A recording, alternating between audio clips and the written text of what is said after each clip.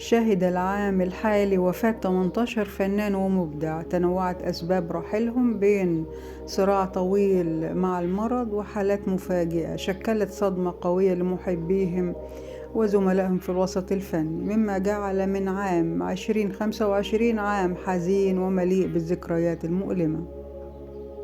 ومع بعض نتعرف عليهم ويشرفني انضمامكم للقناة ونكمل حبايب.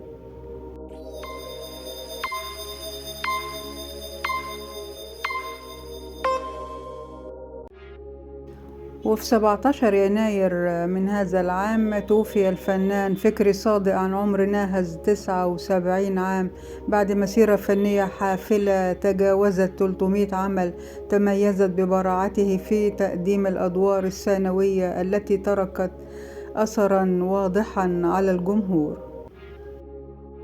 ويوم 5 فبراير رحل عن عالمنا صالح العويل عن عمر ناهز 78 عام بعد صراع طويل مع المرض، وترك إرثا من الأعمال التي أضافت إلى مسيرة السينما المصرية.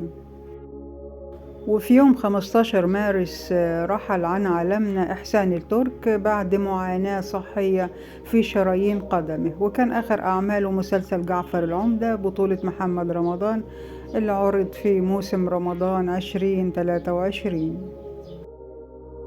وفي يوم 31 مارس رحلت عن عالمنا إيناس النجار عن عمر 42 عام إثر أزمة صحية مفاجئة ناجمة عن تسمم نتيجة انفجار المرارة، وتم نقل جثمانها إلى تونس لدفنه هناك. وفي يوم 18 أبريل توفي فجأة الفنان سليمان عيد عن عمر 63 عام إثر سكتة قلبية، ورغم ذلك شهد 2025 مشاركته في أعمال سينمائية زي نجوم الساحل، موسم حصاد الكاكا فيها يعني فار بسبعة أرواح وسيكو سيكو، مسلسلات عقبال عندكم وقهوة المحطة وسيد الناس. وفي يوم 5 مايو رحل عن عالمنا الفنان نعيم عيسى عن عمر 92 عام بعد صراع مع التهاب رئوي حاد استدعى دخوله العناية المركزة. وفي يوم 3 يونيو غادرت سيدة المسرح العربي الحياة عن عمر ناهز 92 عام، وكانت آخر أعمالها فيلم ليلة العيد اللي عرض 2024. ويوم 25 يونيو رحل عن عالمنا عماد محرم عن عمر 74 عام بعد صراع مع المرض، وترك بصمة مميزة في السينما المصرية خلال فترة الثمانينات والتسعينات.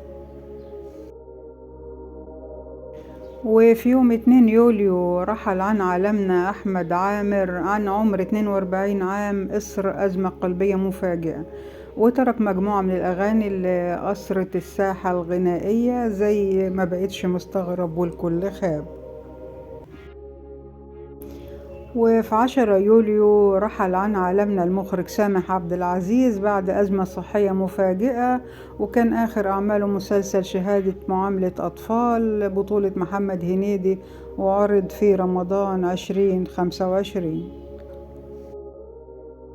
ويوم 26 يوليو رحل عن عالمنا الموسيقار اللبناني ورائد التجديد في المسرح والموسيقى العربية زياد الرحباني عن عمر 62 عام، تاركا إرثا موسيقيا غنيا وسط حزن كبير من الموسيقيين والجمهور ووالدته المطربة فيروز. وفي يوم 8 أغسطس رحل عن عالمنا سيد صادق عن عمر ناهز 80 عام، وامتاز بتقديم شخصيات شريرة أو خارجة عن القانون، ومن أبرز أعماله الإمبراطور والكماشة وميراث الريح وفرقة ناجي عطا الله. وفي يوم 30 يوليو رحل عن عالمنا لطفي لبيب عن عمر 77 عام بعد أزمة صحية استدعت دخول العناية المركزة، تاركا مسيرة طويلة في السينما والمسرح.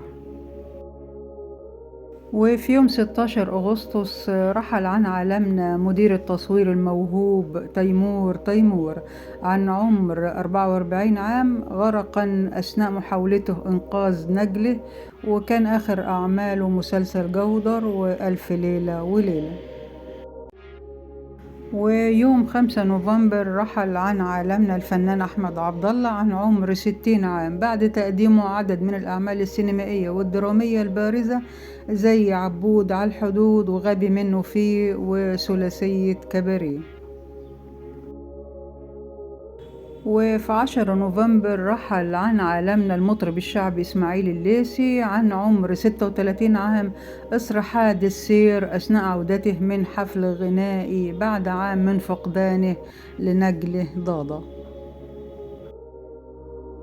وفي يوم 17 ديسمبر رحلت عن عالمنا الفنانة نيفين مندور عن عمر 48 عام، إثر اختناق ناجم عن حريق نشب في شقتها بالإسكندرية، وكانت من أبرز نجمات السينما في التسعينيات.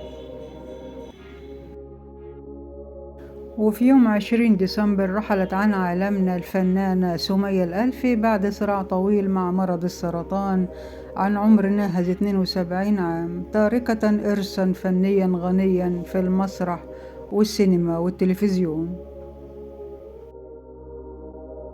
وتقترب الأيام من وداع عام 2025 واستقبال عام 2026، لكن عام 2025 ترك أثرا حزينا في الوسط الفني بعد فقدان عدد من نجومه الذين تركوا بصماتهم في مجالات التمثيل والغناء والتأليف والإخراج والتصوير، وقدموا أعمال خالدة لا تزال حاضرة في وجدان الجمهور. لقد كان عاما حزينا على الوسط الفني من حيث رحيل العديد من المبدعين اللي شكلوا جزءا مهما من الذاكرة الفنية، تاركين فراغا كبيرا في الساحة الفنية العربية. وربنا يجعلها آخر الأحزان إن شاء الله، ويا رب عام سعيد على الجميع إن شاء الله. أشكركم حبايبي على حسن المتابعة. مع السلامة.